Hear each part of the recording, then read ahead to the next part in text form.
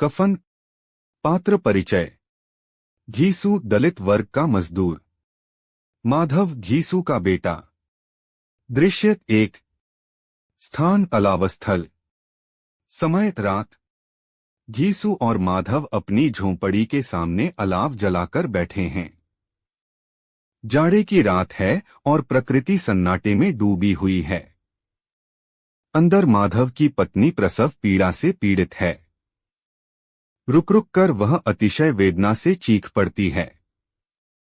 घीसू और माधव दोनों पिता पुत्र हैं।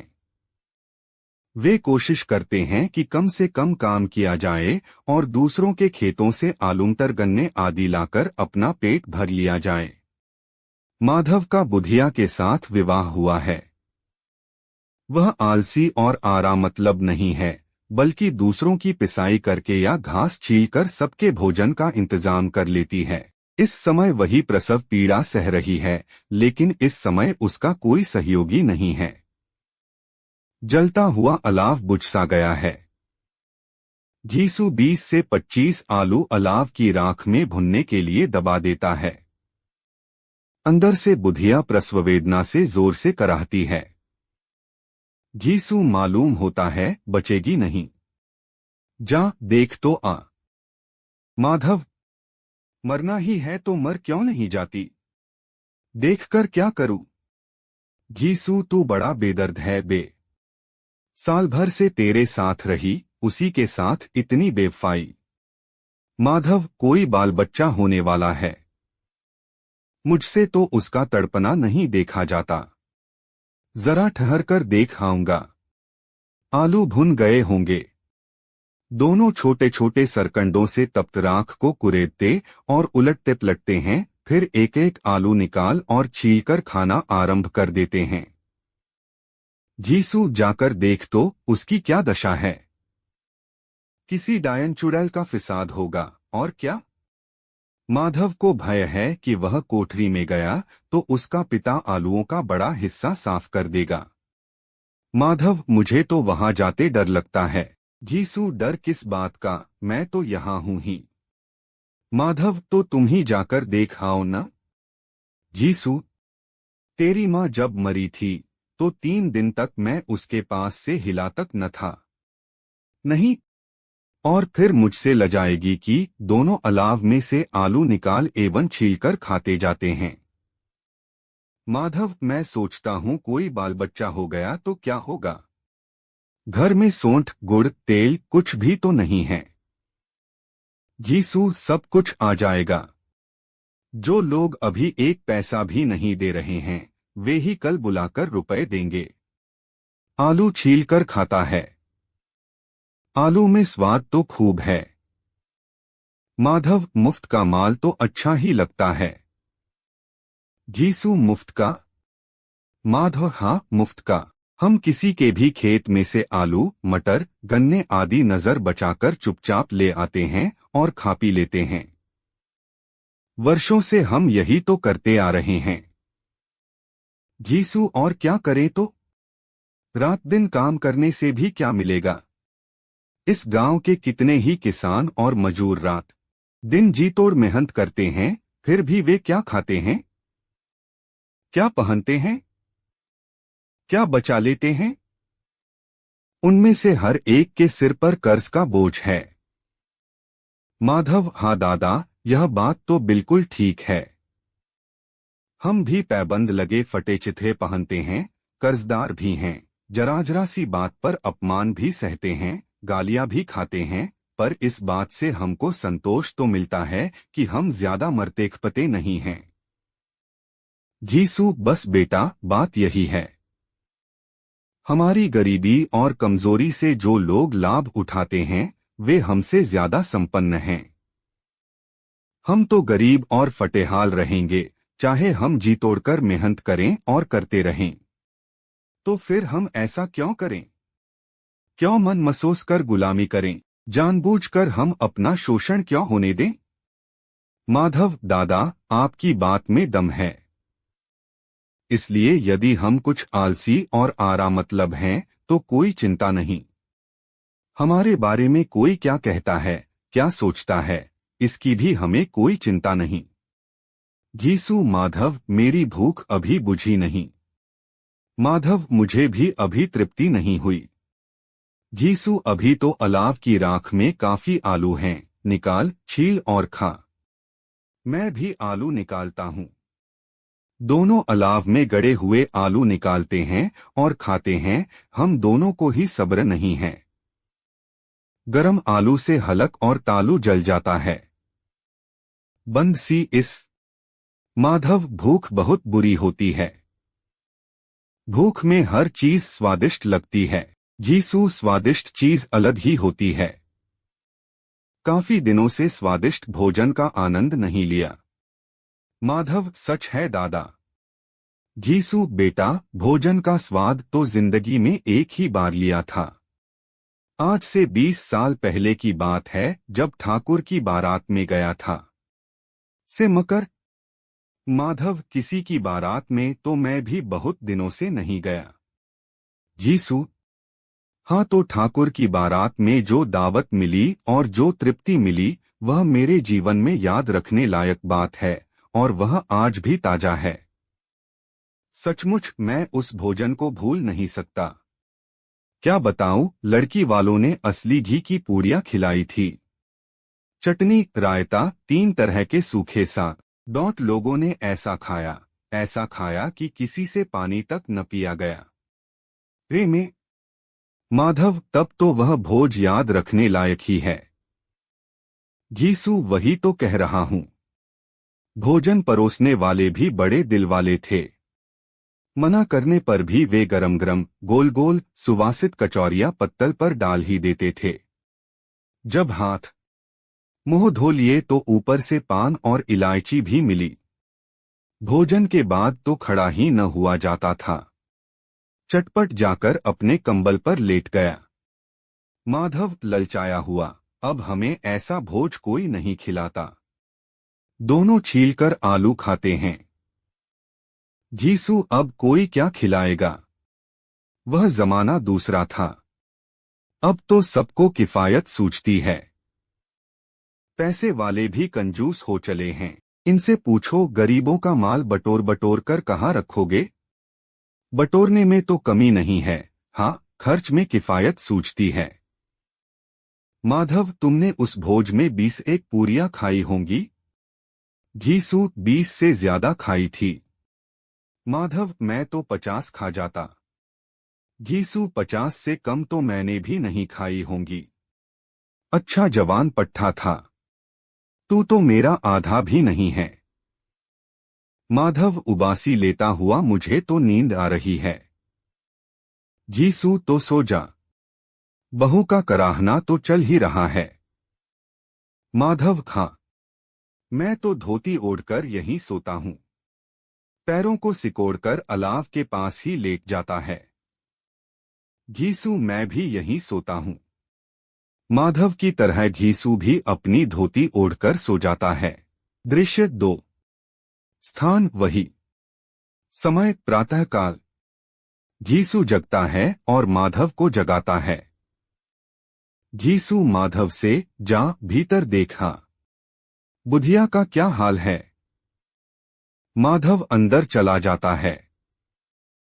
भगवान जाने बेचारी का क्या हाल है।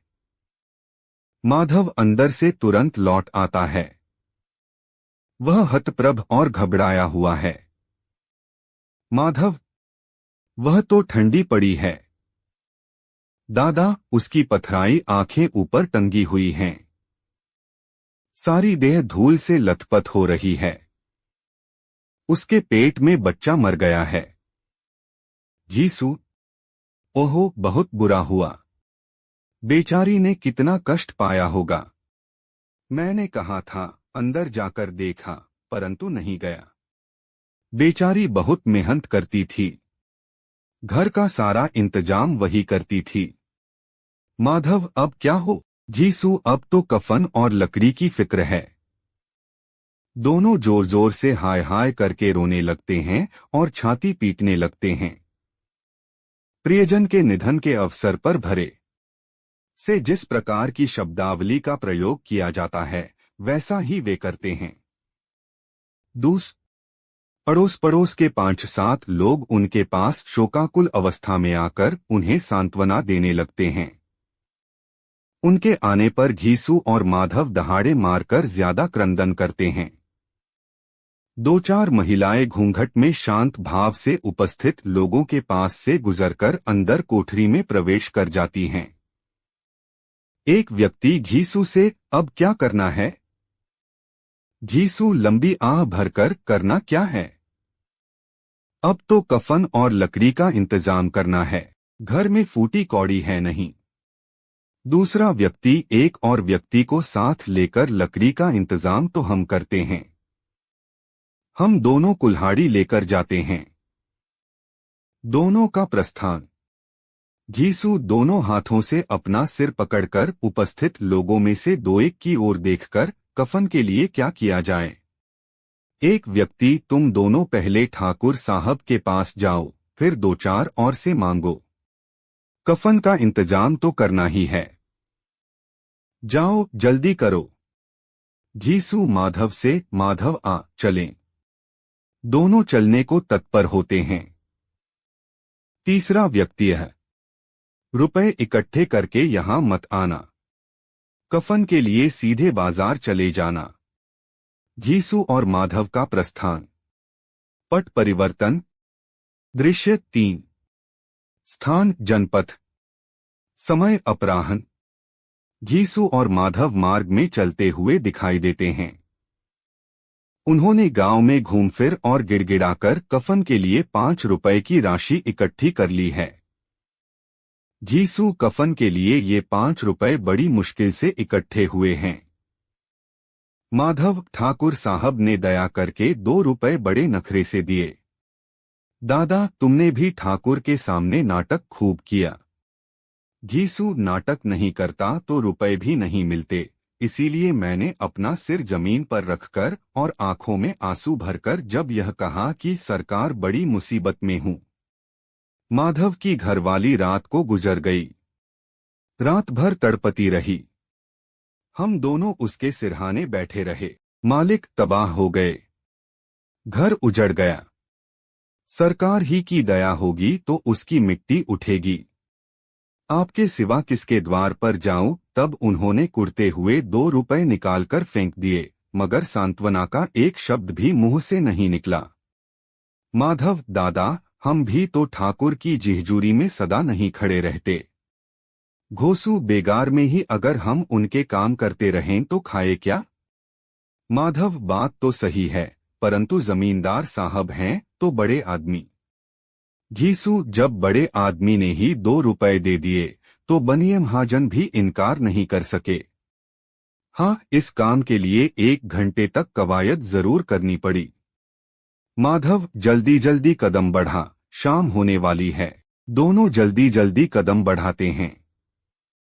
दृश्य 4। माधव, घीसू, माधव। स्थान बाजार। समय संध्या। घीसू और माधव बाजार में पहुंच जाते हैं। घीसू, माधव। घीसू सोचते हुए, लकड़ी का इंतजाम तो मोहल्ले वालों ने कर ही लिया होगा। घीसू, कफन, कफन। माधव, हाँ, अब कफन चाहिए। घीसू, तो चलो कोई हल्का सा कफन ले लें। माधव, हाँ, और क्या, लाश उठते उठते रात हो जाएगी। रात को कफन कौन देखता है? घीसू, कैसा बुरा रिवाज है कि जिसे जीते जी तन ढांकने को चीथड़ा भी न मिले, उसे मरने पर नया कफन चाहिए। ये ही 5 रुपए पहले मिल जाते तो कुछ दवादारू तो कर लेते। माधव, सच है दादा। बजाज की दुकान की ओर इशारा करते हुए, इस दुकान पर कफन देख लें। घीसू, हाँ। दुकान पर रेशमी और सूती कपड़े हाथ से देखते परखते हैं। दोनों नकार सूचक सिर हिलाते हैं और आगे बढ़ जाते हैं। माधव, दादा, अब किधर चल? घीसू, मेरा मन उड़ा उड़ा सा हो रहा है। माधव, मेरे मन पर भी कुछ बोझ सा रखा है। घीसू, दिन भर हो गया, मुझे तो भूख सता रही है। माधव, दादा, मेरी भूख का तो हाल ही बुरा है। घीसू, चल तो उस दुकान पर चलते हैं। दोनों उधर चल पड़ते हैं। दृश्य 5। स्थान मदिरालय। समय संध्या।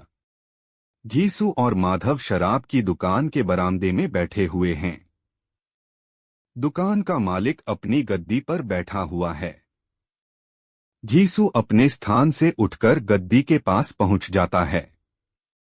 घीसू, साहू जी, एक बोतल हमें भी देना, और कुछ चिखौना और तली हुई मछलियां भी। साहू अपने नौकर को बुलाकर वैसा ही निर्देश दे देता है। नौकर शराब की एक बोतल, मिट्टी को कुजिया, चिखौना, तली हुई मछलियां रख जाता है। घीसू और माधव शांतिपूर्वक पीते जाते हैं और बीच बीच में खाते जाते हैं। वे कई कुजिया ताबड़तोड़ पीने के बाद सरूर में आ जाते हैं। में बैठे। घोसू, माधव, दादा, अब यहाँ अच्छा लग रहा है। घीसू, बहुत अच्छा लग रहा है, बहुत अच्छा। कफन से क्या मिलता? कफन क्या बहू के साथ ऊपर स्वर्ग की ओर हाथ से संकेत करते हुए वहां तो नहीं जाता? माधव, आसमान की ओर देखकर दुनिया का दस्तूर है, नहीं तो लोग बामनों को हजारों रुपए क्यों देते हैं? कौन देखता है कि परलोक में मिलता है या नहीं? घीसू, बड़े आदमियों के पास धन है, चाहे फूकें। हमारे पास फ्रैंकने को क्या है? माधव, लेकिन दादा, लोगों को जवाब क्या देंगे? लोग पूछेंगे नहीं, कफन कहाँ है? घीसू, अबे कह देंगे कि रुपए कमर से खिसक कर गिर गए। बहुत बहुत ढूंढा, मिले ही नहीं। लोगों को विश्वास तो नहीं होगा, लेकिन कफन के लिए फिर वे ही रुपए दे देंगे। माधव हंसकर आर प्रसन्नता से झूमकर, दादा, बड़ी अच्छी थी बेचारी, मरी तो हमें खूब खिला पिलाकर। दोनों आधी बोतल उड़ा जाते हैं। घीसू माधव को रुपए पैसे देता है। घीसू, ये पैसे ले जा और सामने से 2 सेर पूरियां, कलेजिया और चटनी ले आ। माधव का प्रस्थान। घीसू बोतल से एक कुज्जी शराब भरता है और घूंट घूंट पीता रहता है। माधव 2 पत्तलों में सारा सामान ले आता है। दोनों शान से पूरियां खाते हैं। माधव, इस समय खाने में बड़ा आनंद आ रहा है। घीसू, सचमुच बहुत अधिक। क्यों माधव, जब हमारी आत्मा प्रसन्न हो रही है तो क्या बहू को पुण्य न मिलेगा? आसमान की ओर देखकर, भगवान, तुम अंतर्यामी हो, उसे बैकुंठ ले जाना। हम दोनों हृदय से आशीर्वाद दे रहे हैं। आज जो भोजन मिला वह कभी न मिला। मन में शंकित होकर, क्यों दादा, हम लोग भी तो एक न एक दिन वहां जाएंगे ही। घीसू, वहां की बात तू छोड़। माधव, वहां की बात भी नहीं छोड़ी जाती। जो वहां हम लोगों से पूछा गया कि तुमने हमें कफन क्यों नहीं दिया, तो हम क्या कहेंगे? घीसू उपेक्षा भाव से, कहेंगे तुम्हारा सिर। माधव, पूछेगी तो जरूर। घीसू, तू कैसे जानता है कि उसे कफन न मिलेगा? तू मुझे ऐसा गधा समझता है? 60 साल तक क्या दुनिया में घास खोदता रहा हूं। बलपूर्वक उसे कफन मिलेगा और यहां से बहुत अच्छा मिलेगा। माधव, कौन देगा? रुपए तो हमने चट कर दिए। वह तो मुझसे ही पूछेगी, क्योंकि उसकी मांग में सिंदूर तो मैंने ही डाला था। घीसू क्रोध में भरकर, मैं कहता हूं उसे कफन मिलेगा। तू मानता क्यों नहीं? माधव, कौन देगा? बताते क्यों नहीं दो? घीसू, वही लोग देंगे जिन्होंने अब की बार दिया। हाँ, अब वे रुपए हमारे हाथ में न आएंगे। माधव, दादा, ज्यों-ज्यों अंधेरा बढ़ रहा है, इस मधुशाला की रौनक भी बढ़ती जा रही है। कोई गा रहा है, कोई डींग मार रहा है, कोई अपने साथी के गले से लिपटा जा रहा है, और देखो, कोई अपने दोस्त के मुंह से कुल्हड़ लगाए दे रहा है। घीसू, माधव, तू नहीं जानता, यहाँ के वातावरण में सरूर है और यहाँ की हवा में नशा है। जीवन की बाधाएं इनको यहाँ खींच लाती हैं। दोनों बाप बेटा मजे ले लेकर चुस्कियां लेते हैं। सबकी निगाहें इनकी ओर जमी हुई हैं। दोनों के बीच में बोतल रखी हुई है। दोनों कुछ और खाते पीते हैं। पत्तल में कुछ पूरियां बच जाती है। माधव दादा, भरपूर आनंद मिल गया। घीसू हाँ माधव खूब तृप्त हो गए। माधव बची हुई पूरियों की पत्तल उठाकर साथ में लेते हुए, इन पूरियों को उस भिखारी को दे आऊं। घीसू, हाँ हाँ, बिल्कुल ठीक। पास में ही एक भिखारी खड़ा हुआ उन्हीं की ओर आंखों से याचना के भाव के साथ देखता है। माधव उन पूरियों को पत्तल सहित उसको दे देता है। ले जा, खूब खा और आशीर्वाद दे। जिसकी कमाई है वह तो मर गई, पर तेरा आशीर्वाद उसे जरूर पहुंचेगा। रोए रोए से आशीर्वाद दे, बड़ी गाढ़ी कमाई के पैसे हैं। माधव आसमान की तरफ देखकर, वह बैकुंठ में जाएगी दादा, वह बैकुंठ की रानी बनेगी। घीसू खड़ा हो जाता है और उल्लास की लहरों में तैरता है। घीसू हाँ बेटा, वह बैकुंठ में जाएगी और जरूर जाएगी। उसने किसी को सताया नहीं, किसी को दबाया नहीं। मरते मरते भी हमारी जिंदगी की सबसे बड़ी लालसा पूरी कर गई। वह बैकुंठ में न जाएगी तो क्या ये मोटे मोटे लोग जाएंगे, जो गरीबों को दोनों हाथों से लूटते हैं और अपने पापों को धोने के लिए गंगा में नहाते हैं और मंदिरों में जल चढ़ाते हैं। माधव पर नशे में दुहक और निराशा का दौर शुरू होता है। माधव, मगर दादा, बेचारी ने जिंदगी में बड़ा दुहक भोगा। कितना दुहक झेलकर मरी। वह आंखों पर हाथ रखकर और चीखें मार मार कर रोने लगता है। घीसू समझाते हुए, क्यों रोता है बेटा? खुश हो कि वह मायाजाल से मुक्त हो गई, जंजाल से छूट गई। वह बड़ी गद्यवान थी। उसने इतनी जल्दी माया मोह के बंधन तोड़ दिए। माधव झूमते हुए, हाँ दादा हाँ। दोनों खड़े होकर गाने लगते हैं, ठगिनी क्यों नैना झमकावे। ठगिनी। फिर दोनों नाचने लगते हैं, उछलते कूदते हैं। वे गिर भी पड़ते हैं और फिर खड़े होकर भटकते भी हैं। वे तरह तरह के भाव बनाते हैं और अभिनय भी करते हैं। अपना सुझाव जरूर दें कुछ समझ पाए तो। धन्यवाद।